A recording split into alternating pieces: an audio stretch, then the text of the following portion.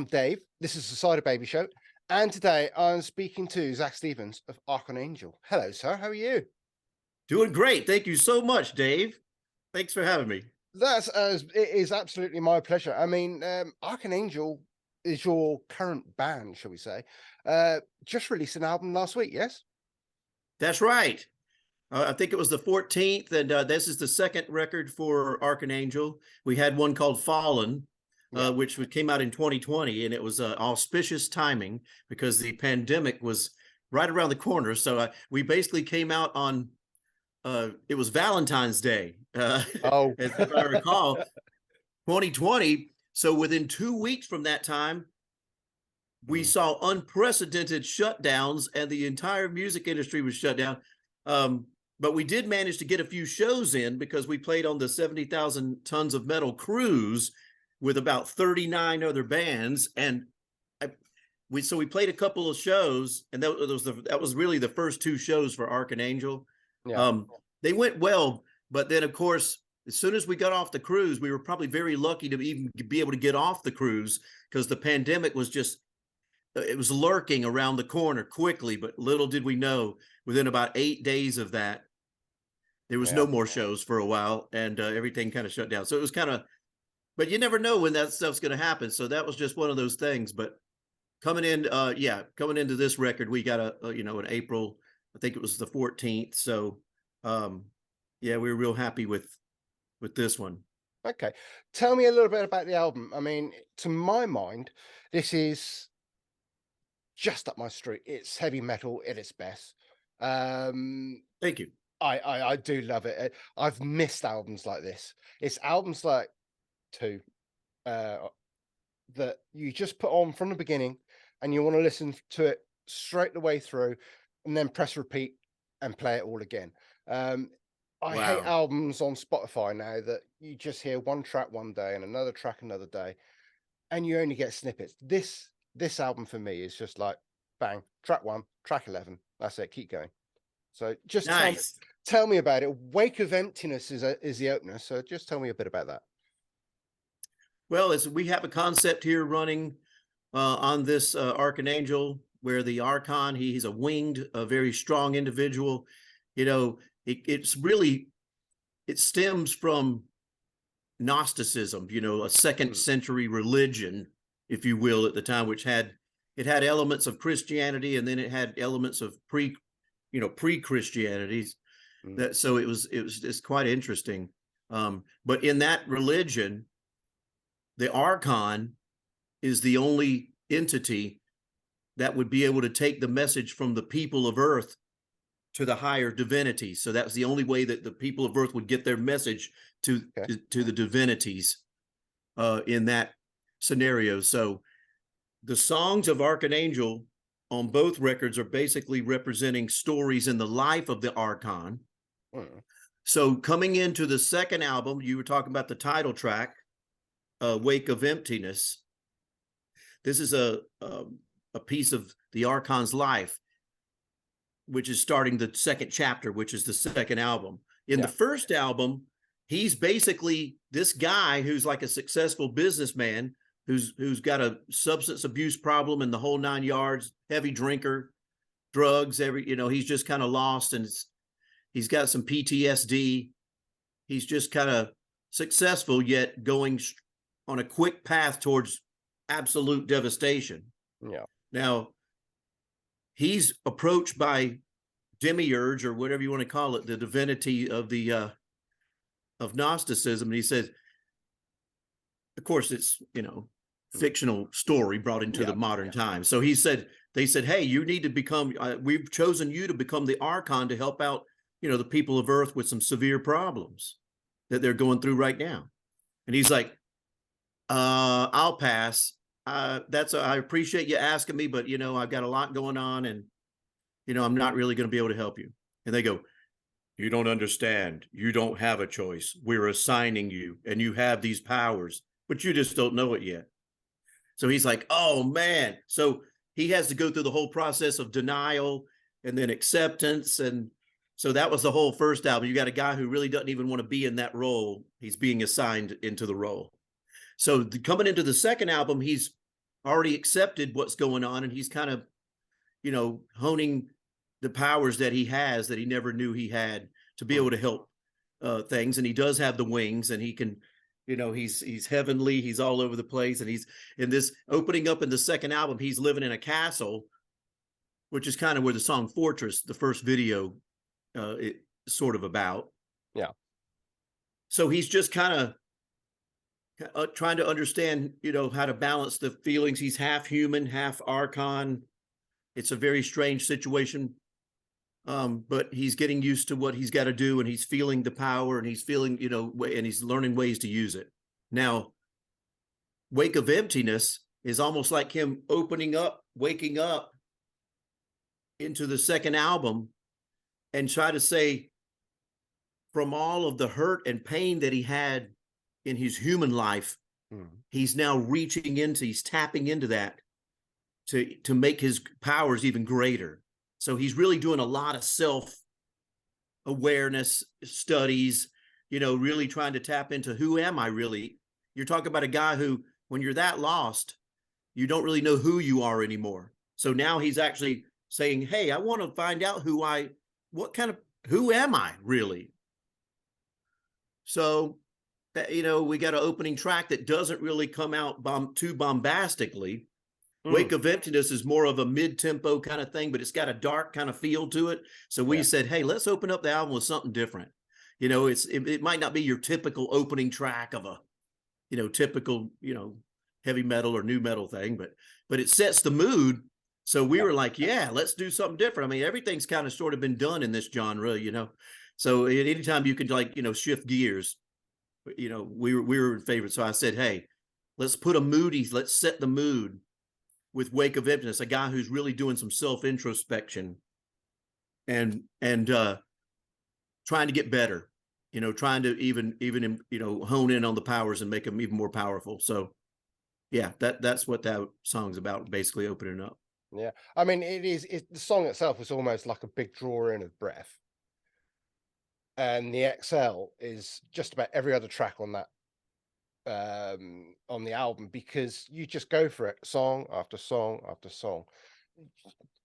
Did you actually draw a breath through the song? Because it's quite hard hitting, and it is going some, isn't it? I mean, from Avenging the Dragon to Fortress and Quicksand, Away from the Sun, Afterburn's got to be my favorite track on the album. I've got to say, it's a little bit deeper, it's a little bit throatier, and the guitar sound as well, and your vocals. Okay.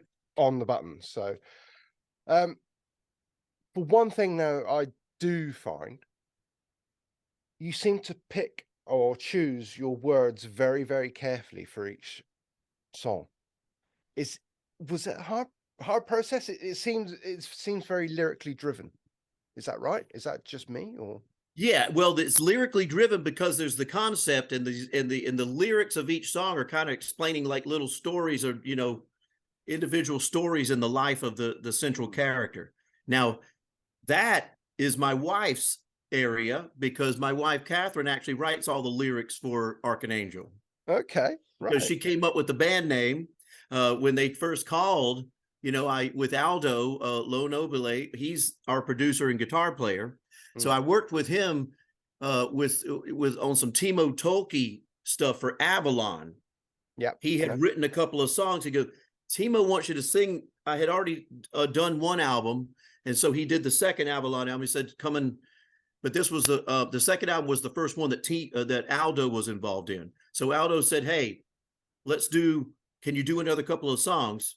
Timo really liked the first couple, so I said, "Absolutely," because I love working for Timo. So that's how we met.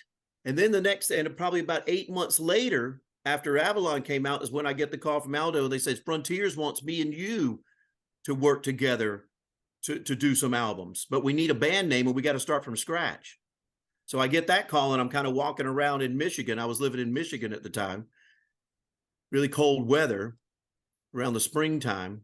So I was walking with my wife, and I said, wow, I just got, she's like, who was that on the phone? I'm like, well, looks like we need to come up with, they want a kind of a concept thing.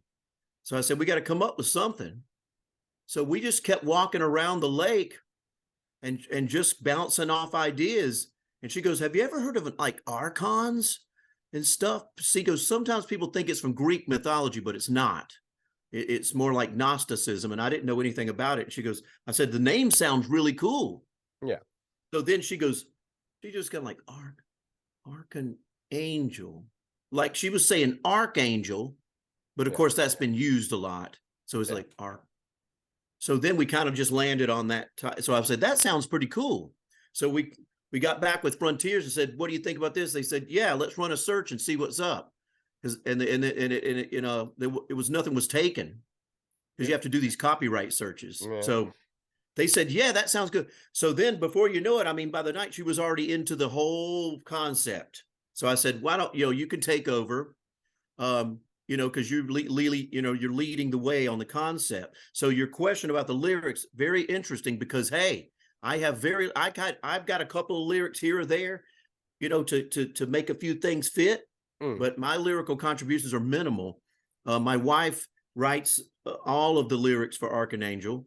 And I found it very inspiring myself when I saw the first couple of songs for the first album. I'm like, this is going to work, because you're inspiring me vocally by the stories, which we get the stories from a lot of places, being that it's a fictional story, but it does represent stories in the life of the Archon. But we get them from real human sources. If we meet somebody who's done something sort of superhuman in their life, I know we met some war veterans here, Vietnam War. One guy we met, he survived 3 helicopter crashes. My wife's late father was also a survivor of 2 helicopter crashes and didn't even take him out, So it was pretty amazing what some humans go through. So we will take inspiration from those kind of stories which fit the mold of this story, and we will insert that in, and that might well become one of the stories of the Archon. But we just try to look for inspiration. But it works great, because I get a lot of inspiration vocally, and you touched on that. That's where it comes from. These stories, and coming from real human, everything, human emotion, pain, suffering at times, just stuff that sometimes it just comes completely out of her head, like, what's the Archon doing? What is this? Okay, it's this. And so it's working, there's a chemistry there. So, that's what she's the lyric writer on every song. And I write on every song too, in the sense of I'm putting the vocals together. I write the vocal melodies and do everything that it takes for the vocals on the song. And that's my contribution. And we have lots of writers. I mean, I think I counted 10 different writers, but we don't have 10 writers on every song for Archon Angel. We have 10 guys that put in something somewhere. Some of the guys were on 2 songs. We have a few guys that had contributions on 1 particular song. The people that are on every song is basically me, Aldo, and my wife, because that's going to be the integral part. Vocals and my stuff for arranging, and Aldo with a lot of the musical composition, with majority of the musical composition, and my wife with lyrics. So those 3 have to be on every one. But the cool part is we've got lots of people, even Chris Caffrey, of Savatage TSO. He's on Quicksand. That Quicksand is his song. I don't know if you knew that. No, I didn't, but so that was the first time that we've gotten to get to collaborate with, Chris and I, since Circle to Circle, sort of, that we were talking about earlier. But it's cool to have a lot of great contributors if they can just come in and do little pieces like that. Even our drummer, Marco Lazzarini, he wrote a good part of Lake of Fire. That song, Lake of Fire? Yep. And I'm like, wow, great. I like it when drummers step up to the plate. I'm a drummer myself, and we don't get enough credit out there as drummers. So we got to. So he's representing well, and he's helping out the drummer crowd a little bit. So I like it, and we're benefiting from that, is what I'm saying. We're benefiting from having a lot of friends. A lot of them are in Italy, friends of Aldo's. They've become friends of mine. Even the guy who shot our videos, Andrea Barato, he actually is a musician. So he contributed on a couple of spots on a couple of these songs. I would have to look at the sheets to see exactly which song. I'd have to look it up on the, I don't have all that process in memory on the publishing sheet, but I'm looking at that. I'm like, that's so cool. We got the guy who shot Fortress and your favorite song, Afterburn. And by the way, that's one of my favorite songs too. Oh. I totally agree with you. And that was one where I really was digging deep. I think I pulled some Savatage out on that one a little bit in the vocal. But I really like that song. And, it starts with Aldo and crew or whoever's coming up with the bulk of the, the riffs, because we get given the music. The way we work is Aldo sends me the song almost completely done. Maybe a few measures here or there that we might edit, but really basically completely a complete composition. So we get the music first, and then it's a blank slate for my wife's lyrics and also for me, vocally and stuff, which is great.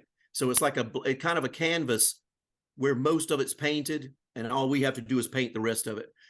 And that also brings up inspiration for the lyrics. My wife will be the first one to tell you, she hears the raw song with no vocals on it, or it could have a vocal demo. Well, a lot of times we'll have guys, I've got some people who do vocal ideas, and we get about half of them that have nothing, and maybe half the songs in the beginning writing process has a vocal idea. I may or may not use the vocal guide, or I might use a piece of it. You know what I mean? If it's strong, we're taking, I think the cool thing about making Archon Angel albums is we're taking the strongest parts of everybody's contribution. And with that many people involved, it's great because it's even more input. I always say that I don't mind having more people coming in, giving input in songwriting, because we're going to be able to choose the best thing. And if something else comes along and beats something, then fine. We'll put that in. But normally we just pretty much have that raw track, usually with no vocal, that we can just kind of listen to and just get inspiration immediately. And it tells my wife, where in the story is this song, and what is the music speaking artistically to her to get the impetus for the vocals. I mean, for the lyrics. Yeah. Okay. Well, you seem to have chosen very well from all those different parts, because you've made like I said before, you've made a cracking album. I mean, as a conceptual album, I mean, I sort of like compare it to Operation Mindcrime by Queensryche, because it's got that feel. It seemed to have grabbed that era of music as well.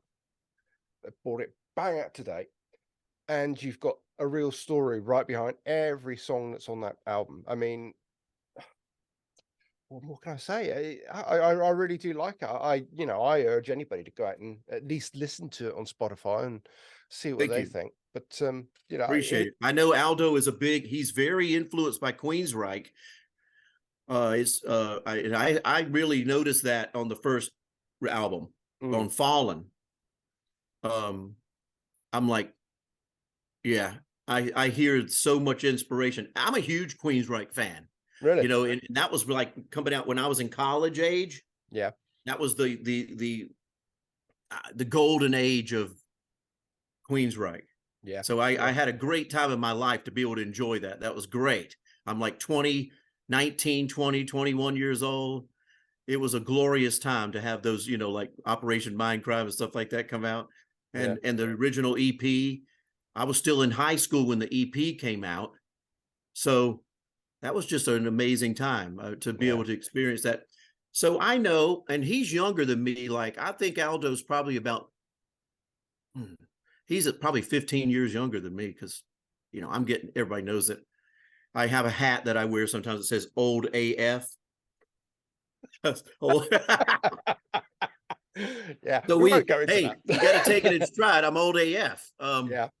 But the thing is, it's cool that he even had to, go back to get inspiration for that. And the people who study everything are the people who are going to win in the composition, in the writing business, no matter what genre you're in. So he's done his, one thing about my wife, Catherine, and Aldo, they have done their due diligence as far as studying everybody, people in their people in their 30s, you ask them questions about music in the 70s, and that can stump some people, but not these two.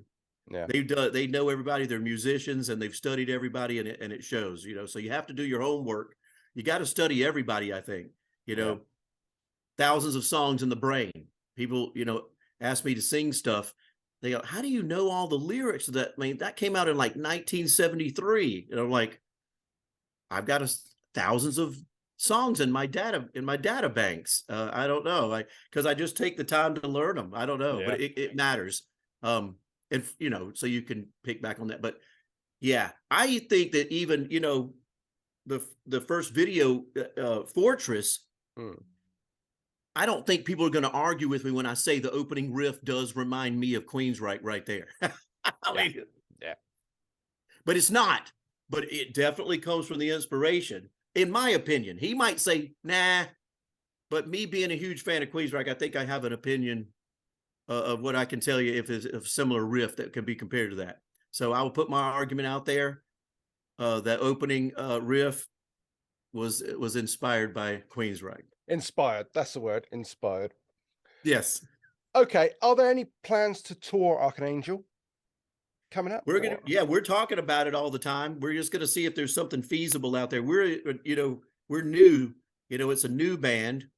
I think something will come up, sooner or later. Going over, I would go over there, to Europe is what it would be. It's mainly a European thing. I'm happy that the band has expanded its fan base into the United States as much as it did. Just looking on social media and stuff like that. So the label's doing a good job of getting more reach around the world. Yeah. It probably would start over there. So we have to find the right opportunity to make, something feasible. It's got, ever since the pandemic, the touring for new bands is like, you better take out a new mortgage on your house or something to be able to afford. So you just have to play it smart. It probably start with fewer shows and something that makes sense. But that's something we're always looking at, for sure. That would be so cool. I like playing the song. They translate well live. And I like working with to see what translates the best live and stuff. But most Archon Angel songs definitely come across in the live, the concerts. They translate well. So it's something that we look forward to doing. Okay. Right. Well, we've covered Archon Angel, I think, but I think there is a question I need to ask you. Savatage. There's been a recent announcement, and tell me in your own words, what's going on? Well, John, we knew there was an announcement coming pretty much any day. I can't really, I'm not going to piggyback too much on it. He said everything, John is like, there's not one piece of info that he didn't really fill in. We're working. And I guess people had, some of my recent interviews, I mean, I've maybe hinted at stuff, Zachary hints, Zach hints at this, Zach hints at that. But it's just truly just kind of just getting together with the band, meeting, talking about what we can get accomplished. And now, since John's announcement, all there really is left to do is just go and get, really get down to work and continue the process that we're doing. And really nothing really occurs till we get in the studio anyway. So we got work to do before we can even get in, in that setting. So, right now it's just a matter of just staying the course, getting the songs, continue working on that, and just taking it one day at a time. Okay. But yeah, super happy. And I was like, John, it's great to hear, he said some, he was very complimentary of me, which made me so happy when the legend that John Oliva, and see, he's very happy with the stuff that we're doing. It makes me feel good. You know what I mean? Like, we're together. I love it when we're doing it together. You know what I mean? Like this force of John Oliva, Zak Stevens. I just get excited about that, and the stuff, being able to just, sing together again, and, the prospect of singing together truly on duets that we've never really had a chance to do before. We're totally excited about that. That would be a first time for that. So the prospects are great. I'm very happy with everything, and it's just a matter of getting down to work now. I think a lot of people are very happy on the news as well. So seems like it. The viral nature of the whole thing is insane. yeah. Or as I joke, I call it the virility. The virility was at a high level. Probably not the right word for viral internet.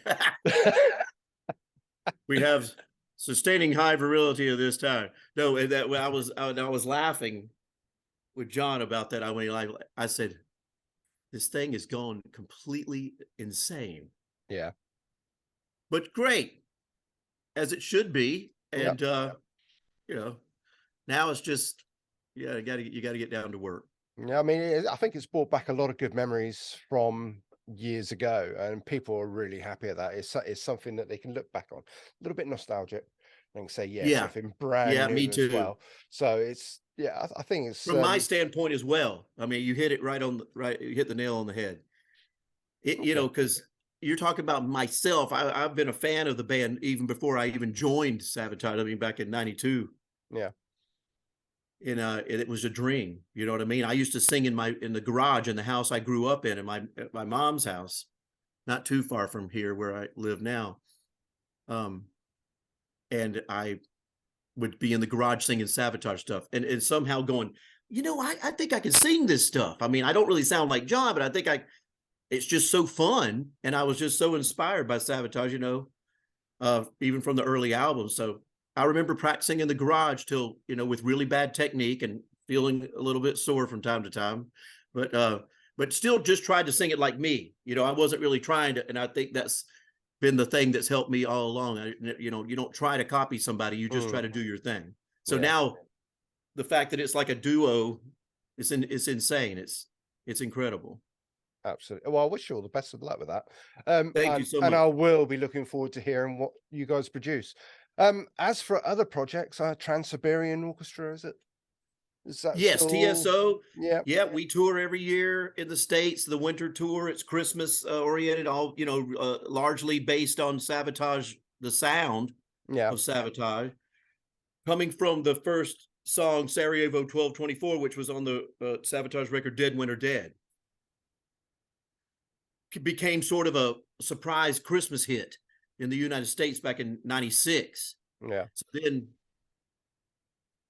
our late producer Paul O'Neill, in his infinite wisdom, said, hey, let's pivot here and make a complete Christmas band and see what happens and release an album. Well, we see what happened. It went nuts. In the States, it's gone ballistic.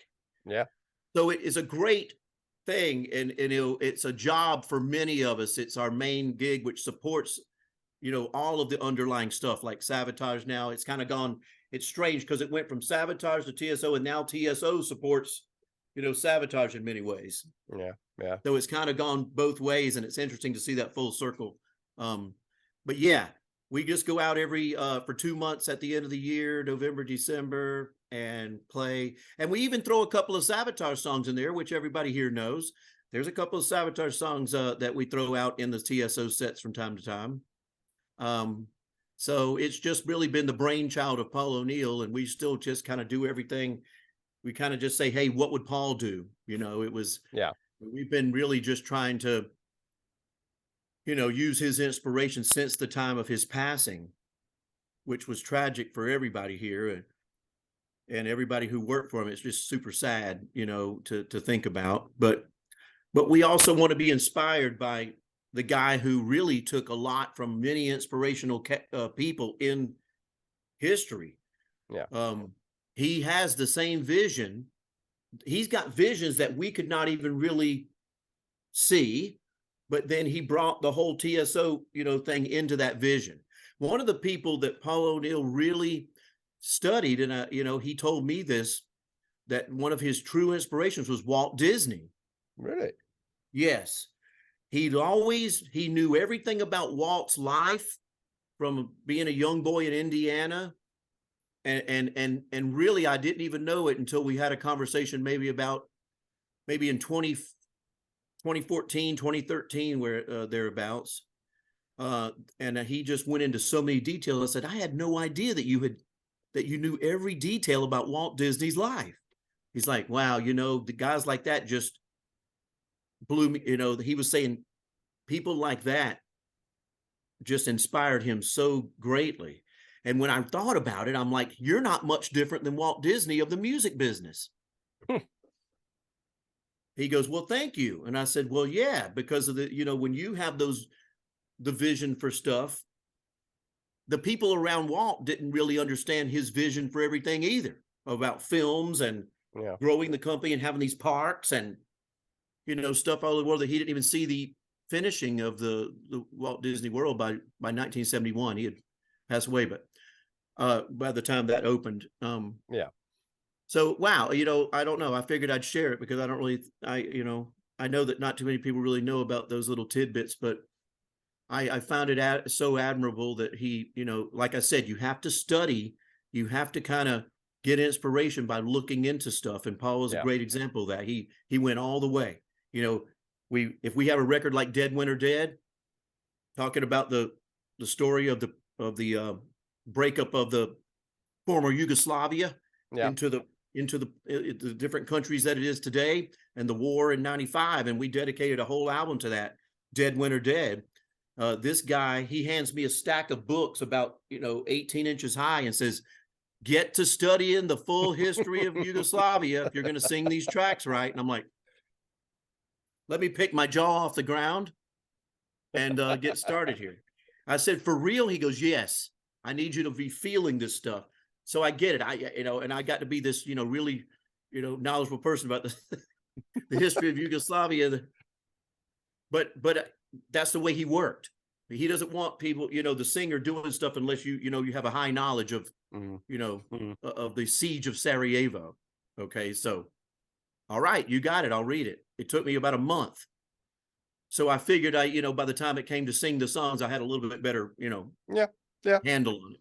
So that's just some of the stuff that just amazing stuff that Paul did. We're just trying to just keep living in the image of that, you know, especially with TSO and Savatage. Zach, it has been an absolute pleasure. I'm running out of time on my Zoom call, so we're going to have to wind it up. Thank you so much. Everybody can download or buy Archon Angel II, and I urge them to get the first album as well, Fallen. Zach, thank you very much for your time. It's been an absolute pleasure. Gosh, thank you so much, Dave. Great talking to you. It's amazing. If everybody hasn't checked out the videos for Fortress and our favorite song, Afterburn, please check out those videos by Mr. Barato there. And you know, thanks again. And I really appreciate your time. No worries. Thank you very much. Have a great one.